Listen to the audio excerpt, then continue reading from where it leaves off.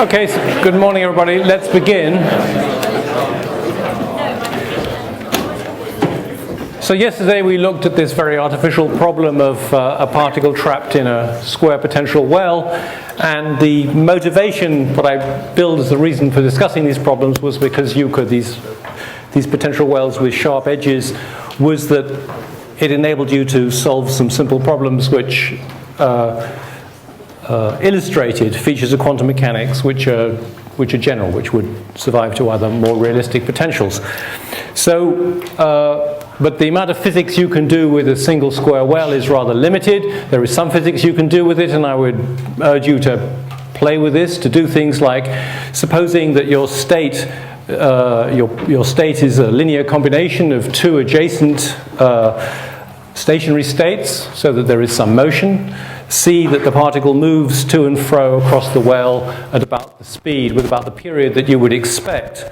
The energies in that square well are proportional to the square. They go like n squared of some integer, whereas the energies in the harmonic oscillator potential well go like n. That's to say, when we took this simple case of the infinitely deep potential well, the energy levels go like n squared, not like n. So that gives you very different behavior from the simple harmonic oscillator, and I think it's interesting to investigate that in the to try and recover classical results and see how that dependence of the energy levels on n squared rather than on n manifests itself in the bottom line. But we won't take time to do that. The lecture course is short. We're going to move on to this problem, which is more fun, and will allow us to understand how an ammonia maser works, which is a timekeeping device and was the first mazing lasing device. So what we do here is we imagine, so first of all we're going to solve an abstract problem, and then I'll explain why this is relevant for ammonia. We imagine we've got two potential wells which are divided by some barrier. Ideally, these potential wells would only be a finite depth, so the walls here would cruise off like this with V0, but the computations are made much easier if we let these walls go off to infinity. So the potential goes off to infinity. If you go to left of minus x is minus b, or right is of x is plus b. The potential is 0 here, the potential is V0, some number there. So this is basically two of these square wells put adjacent to each other with a finite, so there's only a finite barrier between the two. And nothing essential is changed, just the computations are made a bit easier by making these go off to infinity left and right. So what are we going to do? We want to find, again, the stationary states, the states of well-defined energy for this system, because they will have an interesting property, which will lead to the ammonia maser. So again, here is the origin, x is 0. This potential well is symmetrical on reflection around the origin, so it's an even function. The potential is an even function of x.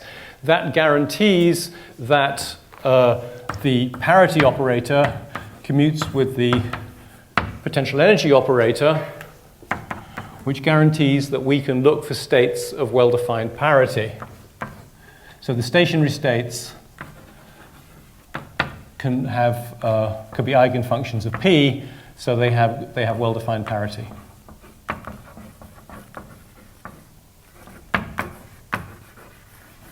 By the usual argument that commuting operators mean we can find a complete set of mutual eigenstates. And we're going to assume, so there will be states which have even parity, there will be states that have odd parity, and as yesterday, the equation we have to solve is minus h bar squared over 2m d2u by dx squared plus v of x u is equal to eu. So we have to solve this equation, and we're looking for even functions and we're looking for odd solutions. We are going to assume that we're going to look for states which are low enough in energy that they are, as it were, bound by either this well or by this well. As I say, they're classically forbidden in this region. So we're going to look for states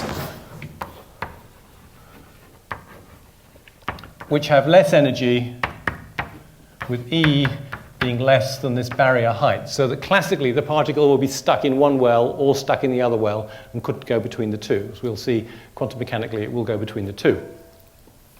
So that being so, the solutions, so what does that mean? That means that we've got d2u by dx squared, well, d2u by dx squared is going to be 2m over h bar squared v naught minus e times u, and this quantity is going to be positive when we're in the middle between when mod x is less than a. So this quantity here is going to be greater than 0, and that means that in this middle zone, the solutions to this equation are going to be things like e to the plus big kx. So this means for mod x less than a, we're going to have u goes like e to the plus or minus big kx. This is what we wrote down yesterday, where big K is the square root of 2m v0 minus e over h bar squared, okay? Or, because we're looking for solutions of well-defined parity, and these objects don't have well-defined parity, we can take linear combinations of those, and we can say, or, looking for well-defined parity, we can say u goes like cosh kx, or shine big kx. So these are the solutions of well-defined parity to that very boring differential equation, given that this quantity here is positive. So those are the solutions. We know that our solutions will have that form in that middle section as drawn up there. This is x equals a. This is x equals minus a. And then in the allowed regions, B will be somewhere over here, right? In the allowed regions, either side of the central barrier, we know that we will have sinusoidal behavior. There we'll be trying to solve the equation. So this is for mod x less than a. If mod x is bigger than a and less than b, we will be trying to solve d2u by the x squared plus nothing times plus v being nothing in that zone times u equals 2m over h bar squared e times u. So we're going to have solutions like sine kx plus some phase constant, where k is going to be the square root of 2me on h bar squared. And this is, so if I put in a phase, an unknown phase, this is an unknown phase here, then this sinusoid will represent any linear combination of sine and cosine, and so will be a general solution to this. Sorry, no, that's correct. I want e to be negative, right? Sorry, no. E is positive, E is positive, E is positive. Yes, there's a minus sign. There's a minus sign here coming from the minus h bar squared over 2m. So that's why there's a minus sign here. And that's why we have this sinusoidal behavior. Right. So we know what the solutions look like in the middle. We know what the solutions look like on the sides, and all we have to do now to fix everything up is make sure the boundary conditions are satisfied where they join. So we say that at x equals a, we have to make sure, as yesterday, that our wave function is continuous and has a continuous derivative. So the continuity of the wave function, let's specialize on the even parity case.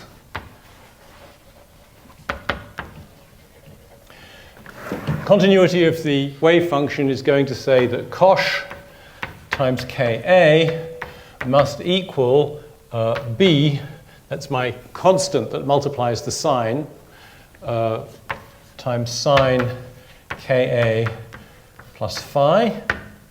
That's the continuity of u.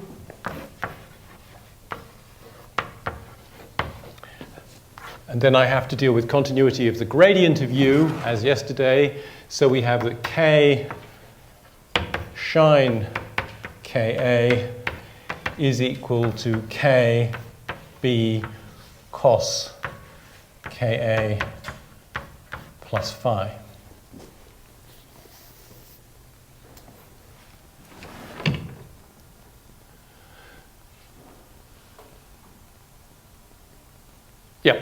we are not really very interested in B. It's the same sort of setup as yesterday. We're not very interested in the constant B. Yesterday we had a similar constant A. We're very interested in the value that K takes. And this thing here, big K, as yesterday, can be expressed as a function of little k. So the name of the game is to get rid of B. So we divide this equation by this equation. So 1 over 2 leads us to the conclusion that the hyperbolic coth of Ka is equal to K over K times the, sorry, I'm doing which division, sorry, I've got that the wrong way up. So that becomes big K over little k, right, because I am taking this equation and dividing it by this equation. So this K was on the bottom, as it were, and I brought it up to the top of the other side, times the tangent of Ka plus phi. And now we have ourselves, no, we haven't quite yet, because there's one thing we haven't fixed, which is we need to find out about this phi thing. What do we have to do with the phi? Phi has to be chosen so that the wave function in that right-hand zone vanishes at x equals b. Remember when we had the infinitely steep sides, we concluded that the wave function vanished adjacent to the rise to infinite potential energy. That was the thing, the point we finished on yesterday.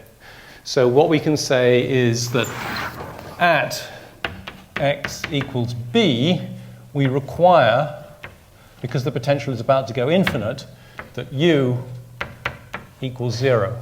So that means that sine kb plus phi is 0, and kb plus phi is, so that, what does that imply? It implies that kb plus phi is some integer number of pi's.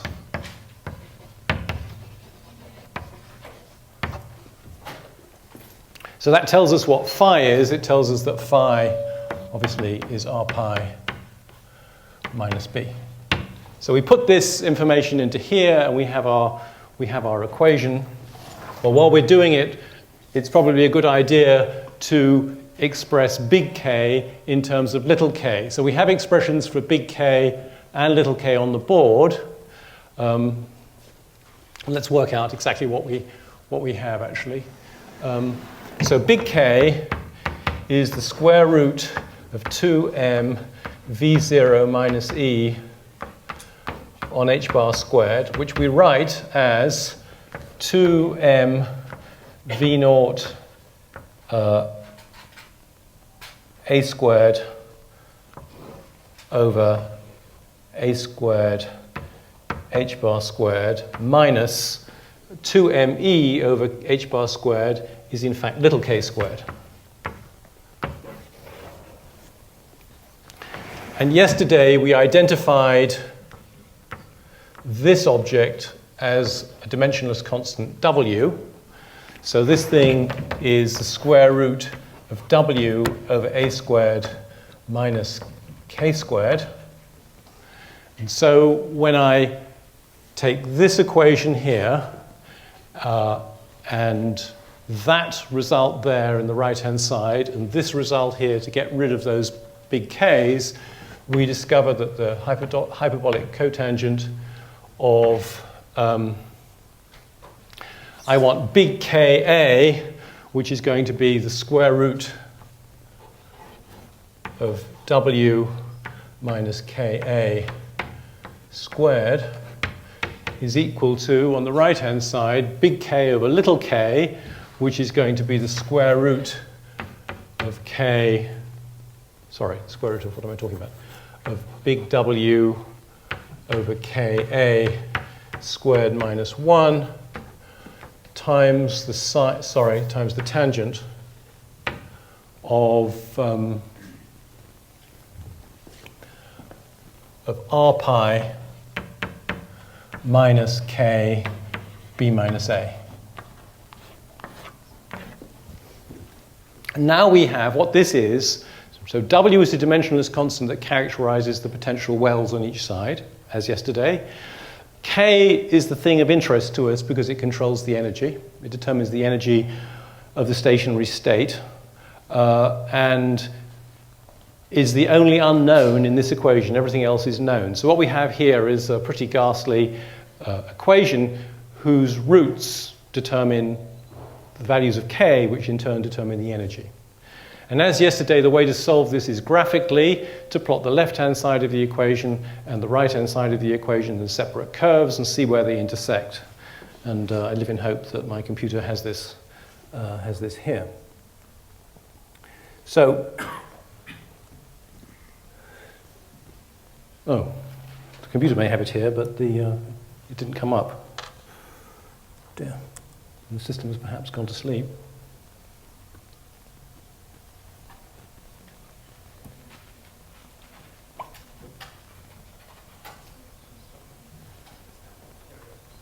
Is anything showing? Yeah. Not, oh, but meanwhile my computer has gone and buried its... here we go. Right. So that should show, it's very faint from here, it's warming up, right? But that should show the two sides of the equation. The right-hand side of the equation... sorry. I'm now concerned that this is not... Right, that was that problem. Right, we need to go further down. It's not the right solution. Here we go. So here is the double potential well, and each of these curves is the right-hand side of the equation. It's coming down like this, and there's a different one because we have this tangent. So the right-hand side of the equation contains a tangent which goes to 0. We can forget about the r pi as a matter of fact, right? Because the tangent of r pi plus an angle is the same as the tangent of the angle. So I could write this, I probably should write this, as w over ka squared minus 1 times the tangent of this angle here, k b minus a. And there's a minus sign out front here, which is that minus sign. Okay, so you can add an r pi to a tangent and you don't affect its value. So this tangent keeps having zeros, right? As k increases, this tangent hits pi, 2 pi, 3 pi, etc. The argument of this tangent hits pi, 2 pi, 3 pi, etc. And the tangent vanishes. And those give you the points where these vertical lines crash down through the origin. These points, these points, these. That's why there are many branches. The other thing that's happening here, so the dotted line there, is, sorry, there are two, yeah. Focus for the moment only on the top curve because this thing's, so there are two curves. Where is this? I think this thing needs a new battery. There are two curves running horizontally, almost horizontally, a dotted one and a dashed one. The dotted one is the one we should look at, the one that curves upwards at the end. That is a plot of this coth.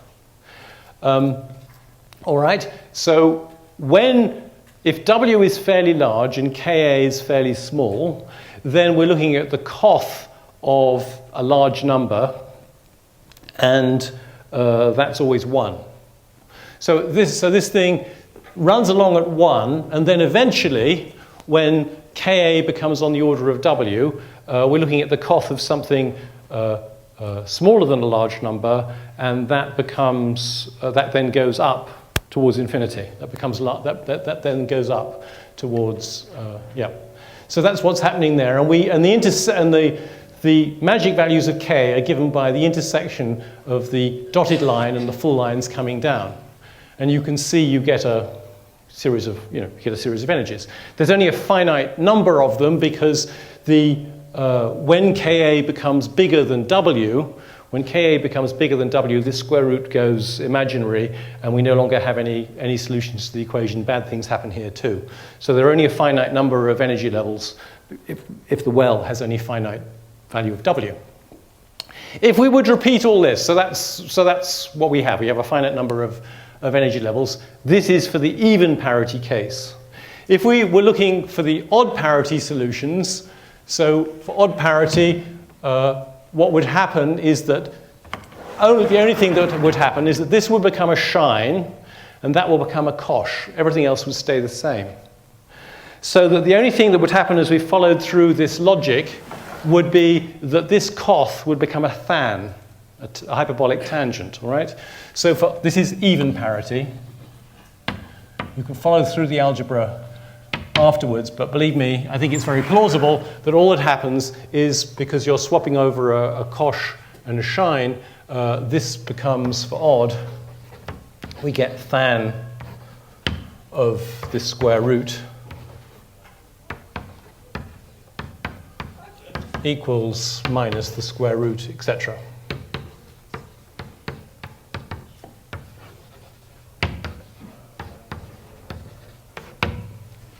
So the vertically crashing down lines remain the relevant lines. The right-hand side hasn't changed, but the left-hand side has changed. So it starts off as the tangent, the hyperdolic tangent of a large number, i.e. 1, and then it becomes the tangent of a smaller number as Ka becomes comparable to W, so it turns downwards, not upwards, because, right.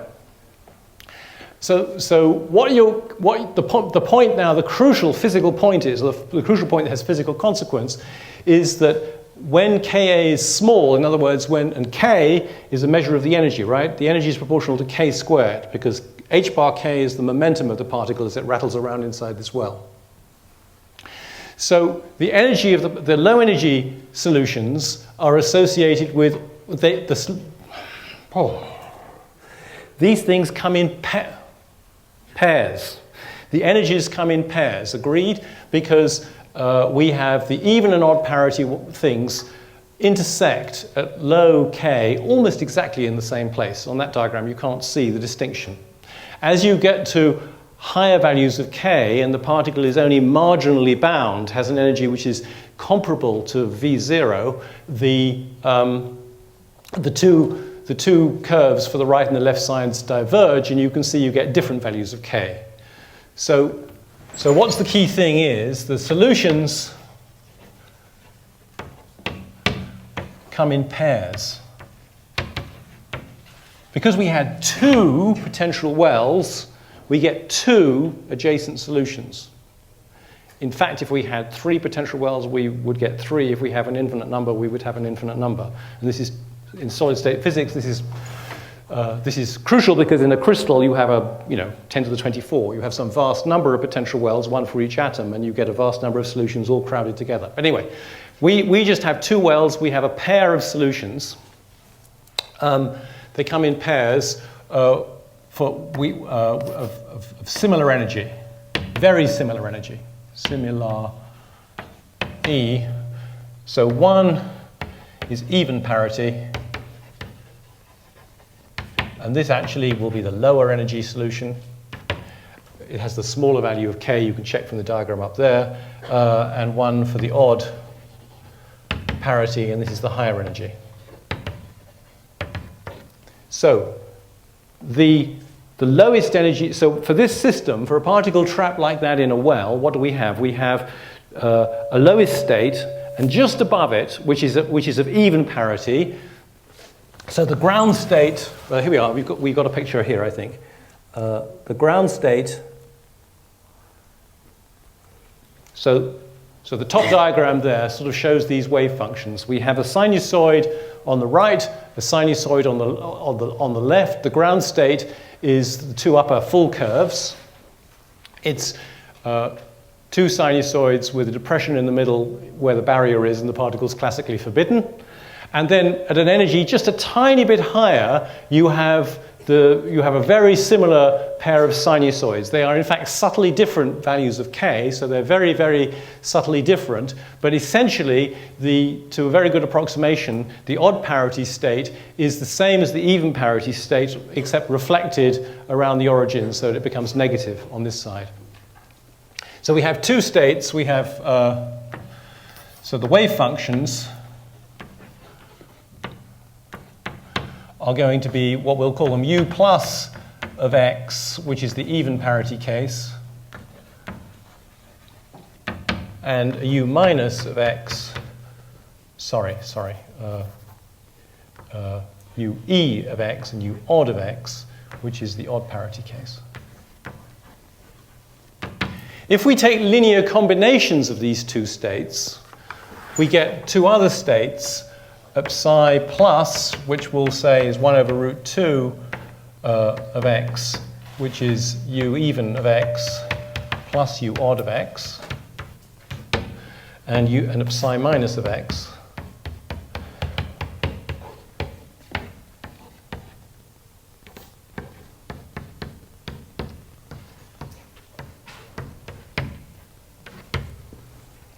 So if we take, so a psi plus is the sum of those two wave functions up there. So it vanishes on the left and has a non-zero value on the right.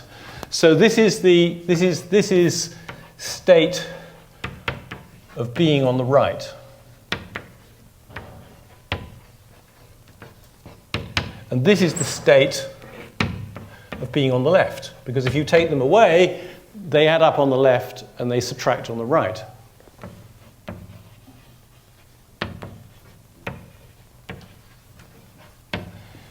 If we actually put the particle into the right-hand well, we will set our system up in this state at psi plus. This state at psi plus is not a stationary state. It is not an energy eigenstate because it's a linear combination of two eigenstates of different energy. So if we drop it on the right, what our initial condition at t equals 0, this is what our wave function looks like. What does our wave function look like generally? A psi of x and t is going to be 1 over root 2 times u even of x e to the minus I e even t over h bar, the usual boring time evolution of a stationary state, plus u odd of x e to the minus I e odd t over h bar, which we can write more conveniently as e to the minus I e even t over h bar over root 2 u even of x plus u odd of x e to the minus I e odd minus e even t on h bar. And the crucial thing is that if we wait long enough, if we wait such a time that the argument of this exponential becomes equal to pi, we'll be looking at e to the I pi, which is minus 1 here, and our state will have evolved into some phase factor, who cares, times u even minus u odd, which is the state of being on the left. So after a time, the time required for this to become pi, which is t equals pi h bar over e odd minus e even, the particle's on the left.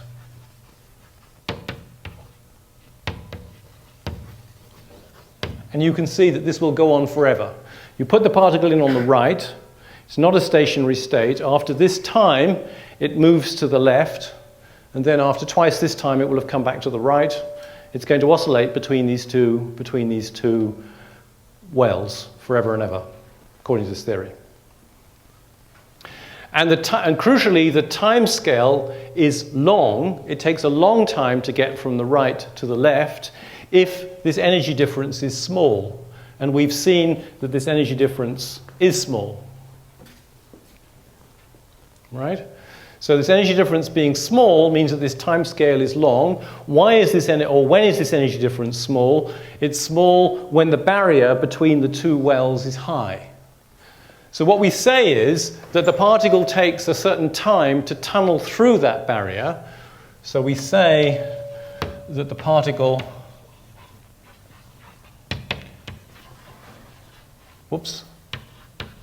tunnels through the barrier.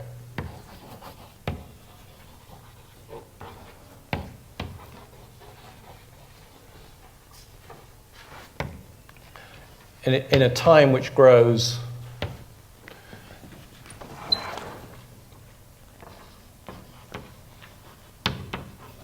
very rapidly as a fact with V0, with W, with the height of the barrier. So a high barrier or a wide barrier means it takes a long time to get through, but according to this analysis, it will eventually get through. Okay, so that's just a toy problem. Now let's see what the hell that's got to do with the real world. By talking about ammonia. Somewhere here we have a picture of ammonia. So ammonia is a... we don't have a picture of ammonia.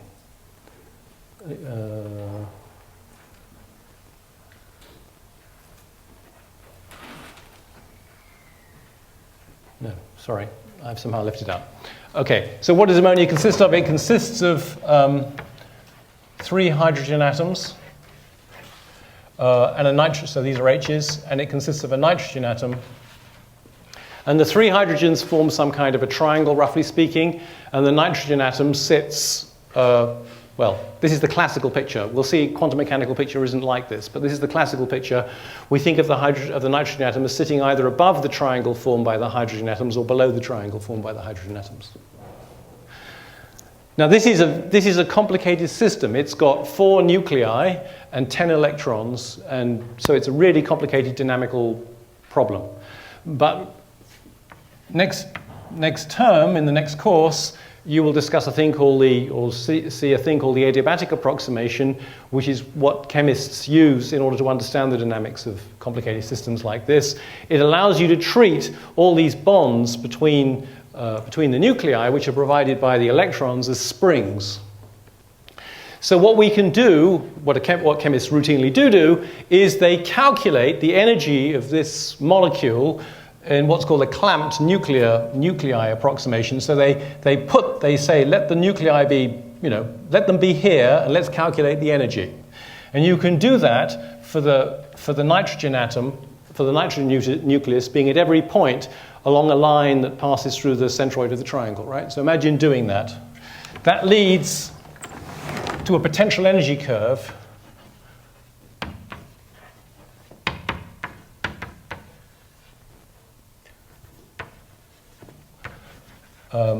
if you like, for the nitrogen nucleus, which is going to be something, it turns out, sorry, it's not obvious that it's going to be, but it turns out to be something like this. So there are 2 wells, the lowest potential energy when it's an appropriate distance either above the plane or below the plane. There are 2 wells, and there's sort of a barrier in the middle because it isn't comfortable being in the middle of the triangle formed by the hydrogens. So we have this kind of potential energy curve, and now we know what the energy levels of this molecule are going to look like, because we know that there are going to be even parities. The stationary states are going to divide this. It's obvious on geometrical grounds this is symmetrical, that this well looks just like this well, because there's no fundamental difference between above the triangle and below the triangle. So we know the solutions are going to come in pairs. There's going to be of even parity solutions and odd parity solutions, just like in our square well. So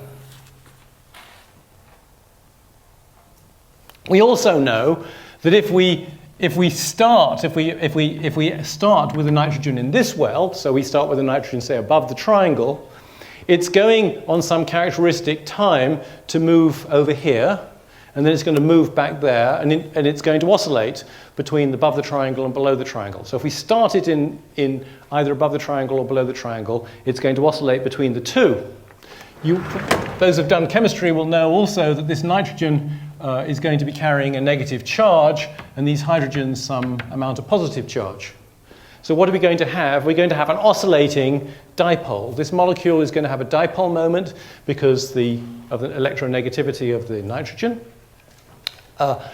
And it's going to be an oscillating if we start it in this state of being above the triangle, it's going to oscillate to and fro. And what does an oscillating dipole, electric dipole, do? It radiates.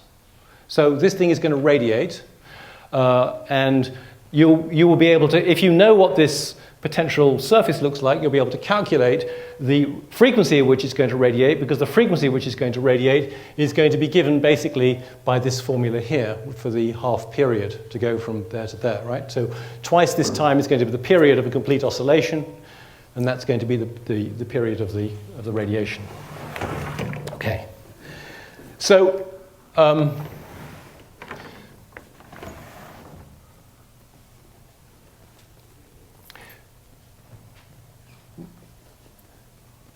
so the molecule, if started, it's a dipole.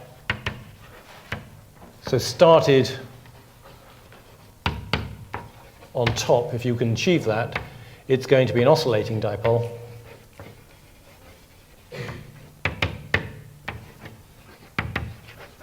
And the experiments lead to the conclusion that the frequency, nu, is about 150 megahertz.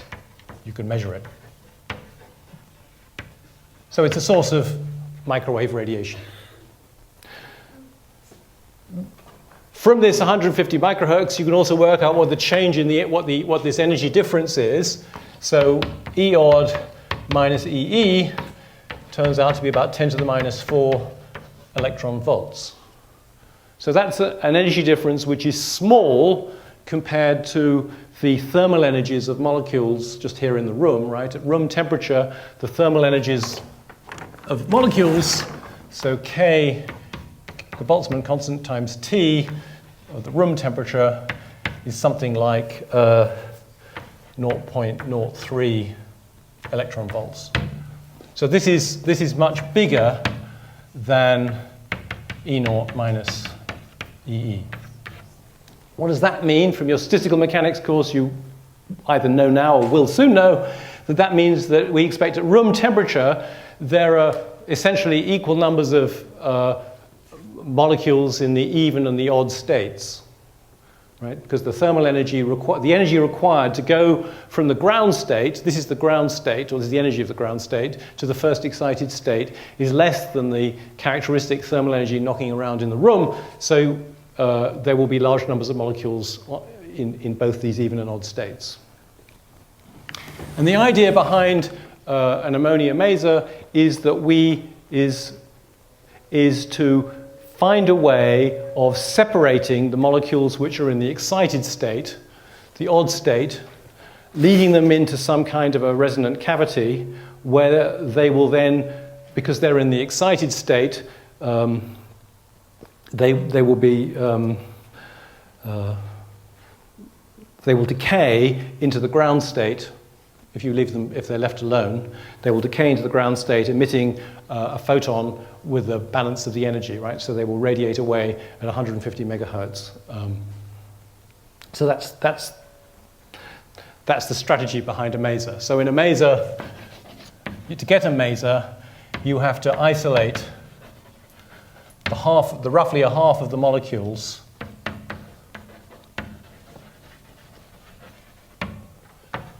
in the first excited state.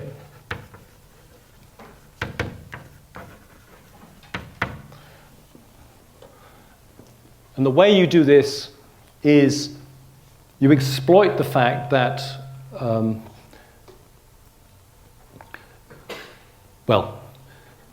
let's just imagine putting these molecules into an electric field.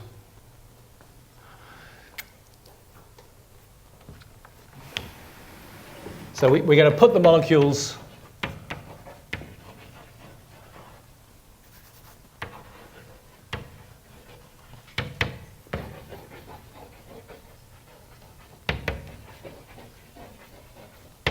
and the strength of this electric field I'm going to denote with curly E to distinguish it so that electric field is distinguished from energy, ordinary E, Roman E. Okay, so we put these molecules into an electric field E and ask ourselves, how does that change? Since these are dipolar molecules, right? These molecules are electric dipoles. We're expecting that changes the energy of the molecules, putting them in a field, and maybe we can get them separated by exploiting this fact. So you put them in an electric field and ask, so how does that change we're doing quantum mechanics, so change in energy means change in Hamiltonian. So we have to ask ourselves now, how does this change the Hamiltonian of these molecules? What term in the Hamiltonian is introduced by this electric field? And the way to do that is to think in terms of the Hamiltonian, write the Hamiltonian in the basis. So we're going to let plus be, so it's going to be mathematically 1 over root 2 of the even parity, the ground state, plus the odd parity, no, using a different notation, even parity plus odd parity. So this is the ground state, this is the first excited state. This linear combination is we're going to call it plus, and it'll be the state in which the molecule is definitely above the triangle. And similarly, minus is going to be 1 over root 2, even parity state minus odd parity state is going to be below. So this is below triangle, this is above. This is exactly what we did over here with our psi plus and psi minus. We were working there with wave functions. Here we're working with the underlying kets. The thing is, the dipole moment, if the dipole moment of these two states have opposite signs, because this one has the negative charge at positive z, and this one has the negative charge at negative z. So they have opposite dipole moments. And let P now be, P be the dipole operator. It was the parity operator earlier on, but now let it be the dipole operator. Then these states are going to be eigenstates of this dipole operator. They have well-defined dipoles. P plus is in fact going to be minus QS times plus, where what am I saying? I'm saying this is some charge, this is some distance. The product of a charge and a distance gives me units of dipole, electric dipole moment. I've got a minus sign here because this state I said had a negative charge above at positive z, so the dipole moment points in the opposite direction to the location of the nitrogen atom, and therefore this one has a negative dipole moment, and this eigenvalue, right, is the dipole moment. This is the eigenvalue of this operator because this thing is a state of well-defined dipole moment, and this is where the dipole moment appears. And basically, this is just some number which has the dimensions of a charge times a distance, which, the charge is going to be on the order, it's going to be some fraction of an electron charge, and this distance is going to be this characteristic size of the atom, 1/10 of a nanometer. Similarly, P minus is going to be plus QS minus. So this encapsulates the crucial point that these two states have oppositely signed dipole moments. What is the energy of a dipole in an E field? Well, the answer is that the energy is minus, this is just classical physics, is minus the field times the dipole moment.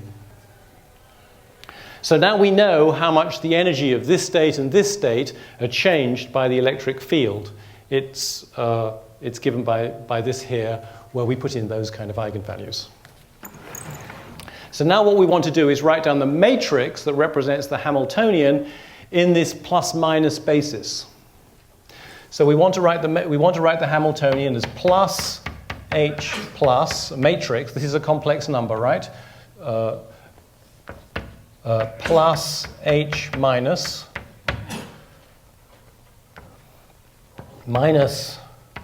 H plus. So these four complex numbers we want to write down. That matrix. And the Hamiltonian consists of the Hamiltonian of the undisturbed nitrogen molecule plus the contribution here. This is plus the contribution here from the electric field. What do we have for the undisturbed? Let's calculate this separately. So I need to calculate what plus H plus is for the isolated atom. Well, that is going to be 1 over 2 even, whoops, because these are linear combinations of the eigenstates, even and odd, even plus odd h, even plus odd.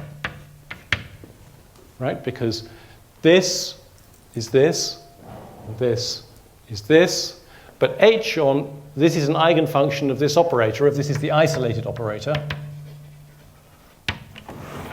So we get h on even produces e even times even. Even is orthogonal to odd, but meets up with this, so we get an even. And h on odd produces e odd times odd, which is orthogonal to this, but meets up with this to produce an e odd. So at the end of the day, we get a half of e even plus e odd, which is the average energy, let's call it E bar. Similarly, we have that, let's have a look now at plus h minus, the off-diagonal element. That is going to be 1 over 2 even plus odd h even minus odd. So things are rather similar, except we now get from here, here, and here, E even, and from here, here, and here, we get minus E odd. So we get a half of E even minus E odd.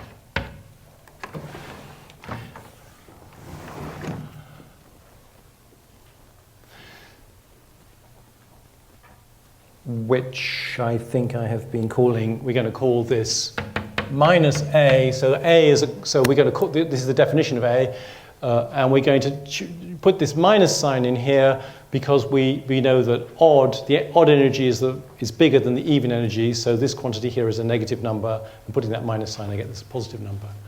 So this matrix up here, what's it looking like? It's looking like E bar from here, A. This is a Hermitian matrix, so what appears down here has to be the complex conjugate of that real number A, in other words A, and we will find that this one is also E bar. That's for the isolated atom. Then we have to add on to it the contribution from this, but this thing is an eigenfunction of P, so there are only contributions down the diagonal. There are no off-diagonal contributions from this additional piece to the operator, to the Hamiltonian. And what I have is plus, what I need is the dipole operator, so I have P on plus, which produces minus QS times plus. So this minus sign and the minus sign that I've just spoken cancel, and we get plus Q curly, and here we get minus Q curly ES. So this is what the Hamiltonian looks like in this basis. I'm running out of time, so let me just sketch how the thing goes. So what we have got is an explicit expression for the Hamiltonian in the presence of an electric field. What we would like to know is what the energy levels are, right, that result from this, and how those energy levels vary as a function of the electric field. But that's a dead cinch. What you've got up there is a 2x2 matrix. Anybody can find the eigenvalues of that 2x2 matrix, and those will be the energies that the molecule has when you stuff it in this electric field.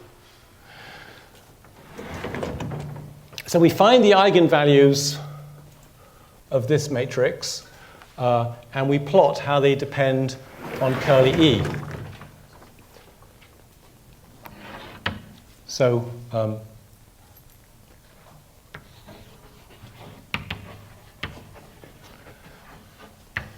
what they actually are is the average energy plus or minus the square root, I believe, of A squared minus Q.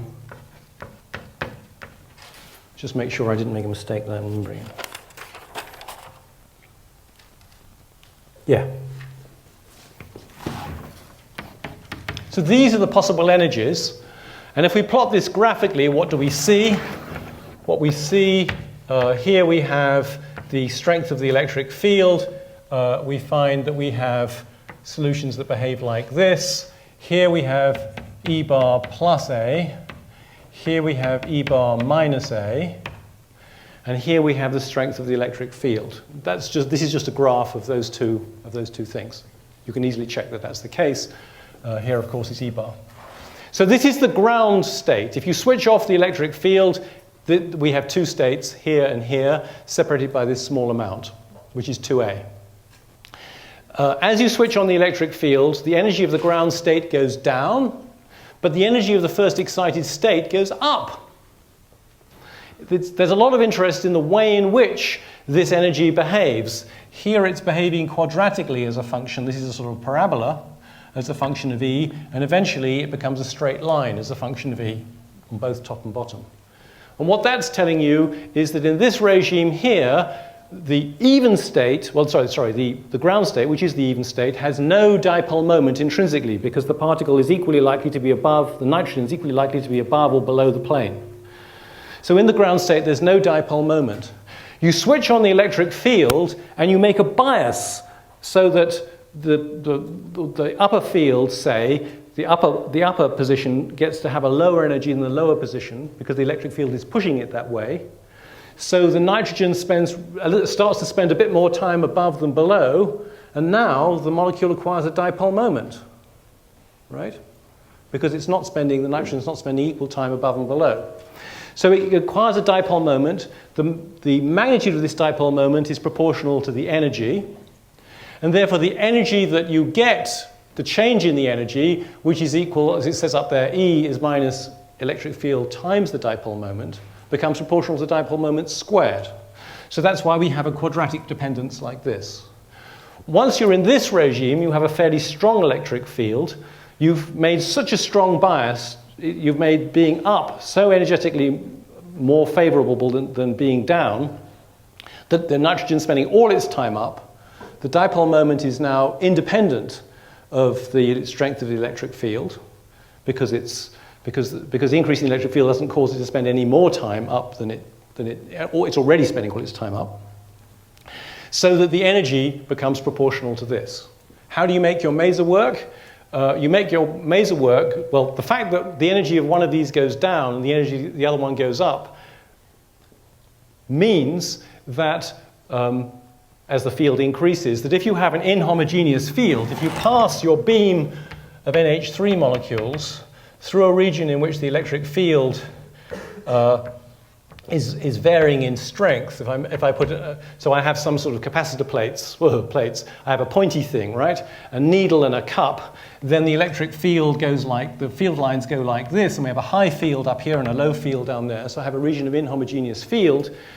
The ones in this state are going to be bent, they're going to be bent upwards. They like the field, it lowers their energy, so they move into the region of high field.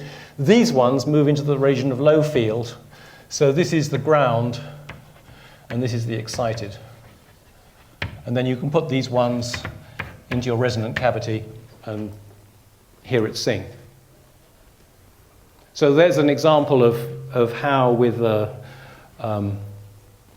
very simple-minded model, you can explore some quite interesting physics, and some physics which is very, very inherently quantum mechanical. This energy levels coming in a couple of in pairs. Because we have even and odd parity states. This ability of a molecule which you would think was inherently dipolar to in the ground state have no dipole moment because the nitrogen can be simultaneously above and below. All of these features are very quantum mechanical, and with a simple-minded model we're able to explore them. Okay.